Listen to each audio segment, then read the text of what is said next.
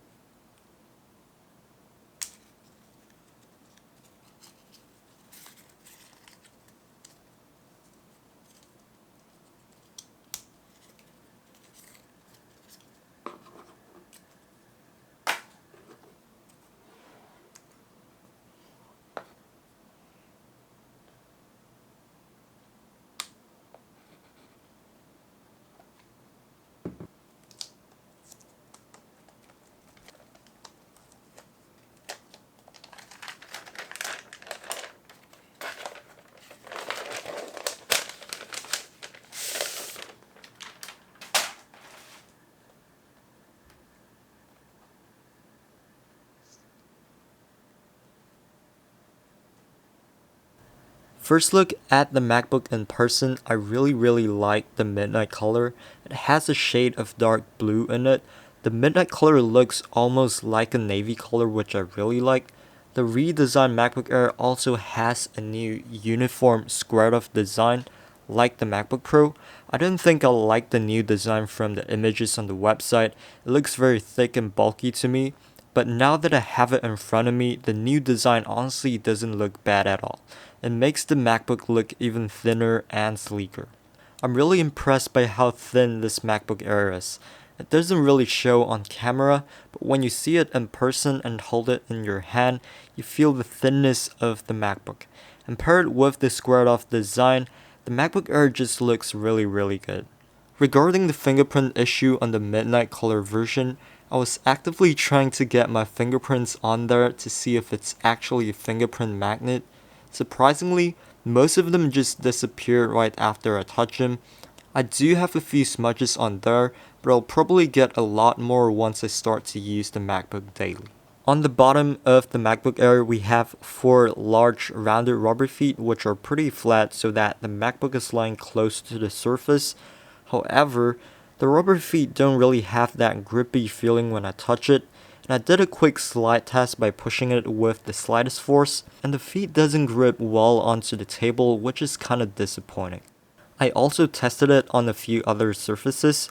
Some of them did work, but some of them just slide around.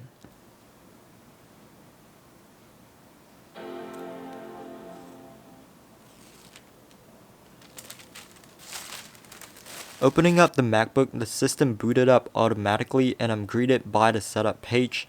The setup process is simple and straightforward. I had mine completely set up from scratch. The first thing I noticed when I opened the MacBook is, of course, the notch, but I quickly got used to it in just a few minutes. Right in the notch is a 1080p webcam, which is great for video calls. Other than the notch itself, the bezels on the MacBook Air are quite slim in general, and the display on the MacBook Air looks really good to me. Now onto the keyboard. The keyboard has a row of full-size function keys and a Touch ID on the top right. The Magic Keyboard itself is pretty reputable, so I went ahead and did a typing test myself.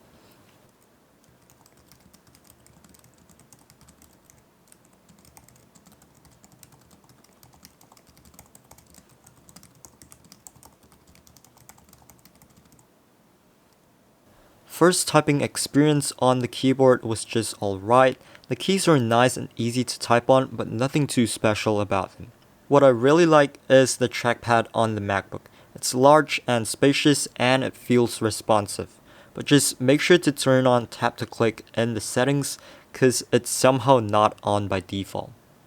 Now for the speakers on the MacBook Air, I was gonna say that the speakers don't really matter to me because I never use laptop speakers that much. But after playing some music on this thing, I'm genuinely impressed by how amazing these speakers sounded. The speakers sound full and clear, and they also support spatial audio. I can definitely hear the difference between the speakers on my MacBook and my Acer laptop.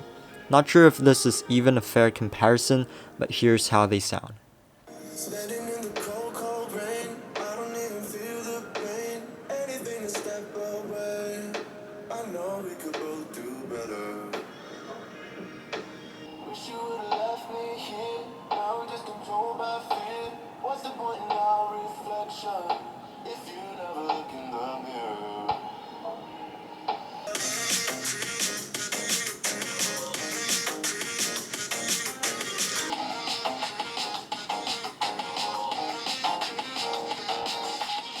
For the ports, on the left we have a MagSafe port and 2 Thunderbolt ports, and on the right we have one high impedance headphone jack. Coming from a Windows laptop, I definitely felt the lack of ports on this MacBook. I know that Apple is trying to keep this MacBook Air thin, but they can definitely fit another Thunderbolt port on the right. The MagSafe is a cool addition which works by magnetically detaching itself when the cable is being stepped on or pulled on so your MacBook doesn't go crashing onto the floor, but I'm not too sure if it can actually save your MacBook from falling. I tried pulling on the cord and the magnets on it are just too strong. It ended up dragging the MacBook around.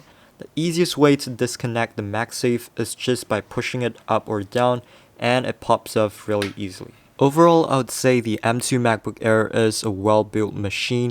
It has a great design. I love the midnight color.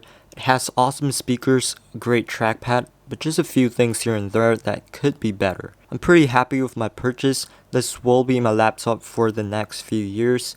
And yeah, that is it for the unboxing and my first impressions of the M2 MacBook Air. I hope you enjoyed it. I'm gonna try it out for some time and give my review on it. Hopefully keeping it clean from all those fingerprints. Alright, I'll see you in the next one.